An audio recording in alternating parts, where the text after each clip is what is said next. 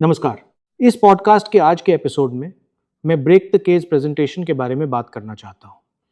ये प्रेजेंटेशन मैंने हाल ही में पुणे में महिलाओं की एक बड़ी सभा में दिया था, जिसमें देश भर से महिलाएं शामिल हुई थी। मैं पुणे आपको लेक्चर देने, अपनी राय बताने या राजनीति पर बात करने नहीं गया था।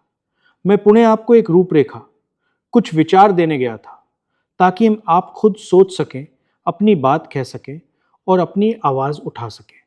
तो चलिए उस शाम के मुख्य विचार से शुरुआत करते हैं। ब्रेक द केज यानी पिंजरा तोड़ो। और मैं आपको एक बात याद दिलाकर शुरुआत करना चाहता हूँ।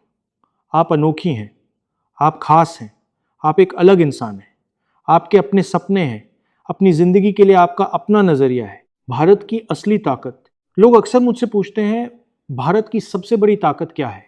इसके कई जवाब मिलते हैं। कोई कहता है हमारी अर्थव्यवस्था, कोई कहता है हमारी सेना, कोई कहता है हमारा मेडिकल सिस्टम या हमारे लोग। लेकिन मैं इस बात को लेकर बहुत साफ हूं कि हमारी असली ताकत या असली संपत्ति क्या है। यह है 70 करोड़ अनोखी यात्राएं, 70 करोड़ अनोखी कल्पनाएं, 70 करोड़ अनोखे सपने, जिन्हें इस देश की महिलाएं हर दिन जी रही हैं। कोई कह सकता है 70 करोड़ पुरुष भी तो हैं, तो आप क्यों कहते हैं कि महिलाएं ज्यादा अहम हैं? मेरा जवाब सीधा है। स्वभाव से महिलाएं पुरुषों के मुकाबले ज्यादा संवेदनशील, कोमल, दयालु और भविष्य की सोच रखने वाली होती हैं। इसीलिए मेरा पक्का मानना है कि भारत की महिलाएं, चाहे युवा हों या बुजुर्ग, इस देश की सबसे बड़ी संपत्ति है। 3 खाने। अब समस्या यहां है, एक बहुत बड़ी समस्या। जब भी मैं किसी पुरुष से महिलाओं के बारे में बात करता हूं, तो देखता हूं कि महिलाओं को 3 खानों में बांट दिया जाता है। आपको बेटी के तौर पे देखा जाता है, या पत्नी के तौर पे, या माँ के तौर पे। बेटी, पत्नी या माँ होने में कोई बुराई नहीं है, बिल्कुल भी नहीं।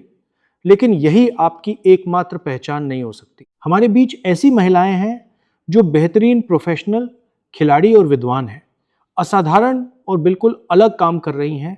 फिर भी पुरुष उन्हें बस इन्हीं 3 में से कोई एक पहचान देते हैं। इन तीनों खानों के बारे में एक बात गौर करें। हर एक खाना महिला की पहचान सिर्फ किसी पुरुष के साथ उसके रिश्ते के जरिए तय करता है।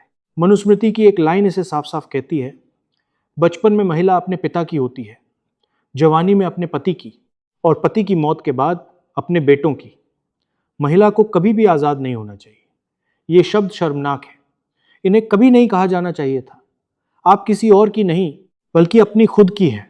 पिता, भाई, पति या बेटे के साथ आपके रिश्ते जरूर हैं, लेकिन आप उनकी नहीं है, आप अपनी खुद की हैं। कंट्रोल कैसे काम करता है? इस देश में महिलाओं के साथ असल में जो हो रहा है, उसके लिए हमने एक शब्द चुना है, कंट्रोल। कंट्रोल 3 तरह से काम करता है। पहला है हिंसा। लड़की के पैदा होने से पहले ही हर साल लगभग 4.5 लाख लड़कियां भ्रूण हत्या की भेंट चढ़ जाती हैं। यह पहली हिंसा है। इसके बाद आता है उत्पीड़न। लगभग 80% महिलाएं बताती हैं कि उन्हें कभी न कभी उत्पीड़न का सामना करना पड़ा है, चाहे सड़क पर हो, बस में, रेस्टोरेंट में, स्कूल में या कॉलेज में। लगभग 29-30% महिलाएं शारीरिक हिंसा का शिकार होती हैं। उन्हें घर या सड़क पर पीटा जाता है, धमकाया जाता है या उन पर हमला किया जाता है। और एक ऐसा आंकड़ा जो हम सबको चौंका देगा, भारत में हर एक 100 में से 6 महिलाएं बताती हैं कि उनके साथ रेप हुआ है। और शर्म और बदनामी के डर से यौन हिंसा के लगभग 99% मामलों की रिपोर्ट ही नहीं की जाती। इसलिए असल संख्या 6% से कहीं ज्यादा है। ये हिंसा सिर्फ शरीर तक सीमित नहीं रहती, ये आगे बढ़ने के रास्ते भी बंद कर देती है। लगभग आधी महिलाएं कहती हैं कि सुरक्षा की चिंताओं की वजह से उन्होंने पढ़ाई या नौकरी छोड़ दी है, और इसमें पैसे भी खर्च होते हैं। एक औसत भारतीय महिला सिर्फ सुरक्षित सफर के लिए हर साल अतिरिक्त 17,500 खर्च करती है। ये आपकी सोच से कहीं ज्यादा है। दूसरा है अनादर। इस देश में सिर्फ 8% महिलाओं के पास अपनी प्रॉपर्टी है।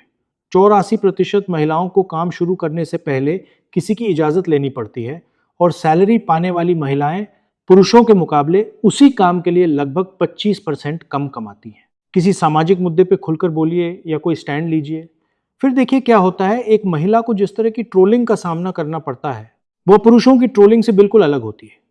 कोई भी उसके विचारों पर बहस नहीं करता, लोग बस उसके चरित्र पर सवाल उठाते हैं। और यही बात ज्यादातर महिलाओं को चुप रहने पर मजबूर कर देती है। तीसरा है वक्त। वक्त का इस्तेमाल ही महिलाओं के खिलाफ एक हथियार की तरह किया जाता है। 15 से 29 साल की एक आम युवा महिला दिन में लगभग 5.5 घंटे घर का काम करती। उसी घर में रहने वाला एक आम युवा पुरुष लगभग 30 मिनट काम करता है। एक युवा पुरुष जब चाहे घर से निकल सकता है, देर से घर आ सकता है और फिर बाहर जा सकता है। एक युवा महिला के लिए घर लौटने का समय तय होता है। और करियर की बात करें तो एक युवा पुरुष बार बार परीक्षा दे सकता है। वहीं 23 साल की उम्र में एक युवा महिला से कहा जाता है कि अब रुकने और शादी करने का समय आ गया है।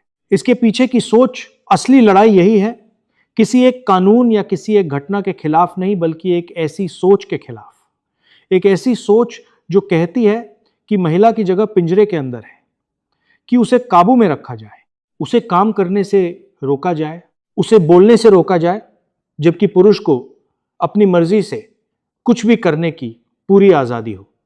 हमें ऐसा भारत नहीं चाहिए। हमें न्याय चाहिए, हमें सम्मान चाहिए, पुरुषों और महिलाओं दोनों के लिए बराबर। और इस सब की वजह से आप में से बहुत से लोगों के दिलों में जो डर है, उसे हमेशा के लिए खत्म करने की जरूरत है। सवाल और संदेश। तो मेरा सवाल ये है, जंतर मंतर पर हुए विरोध प्रदर्शनों में लड़कों ने भी अपशब्द कहे और लड़कियों ने भी, लेकिन प्रधानमंत्री कहते हैं कि उन्हें कल्चरल शॉक लगा क्योंकि गाली देने वाली लड़कियां थी। अगर लड़के गाली दें तो जाहिर है कोई समस्या नहीं है, उनके लिए यह जायज़ है। लेकिन अगर कोई लड़की गाली दे तो अचानक ये कल्चरल शॉक बन जाता है।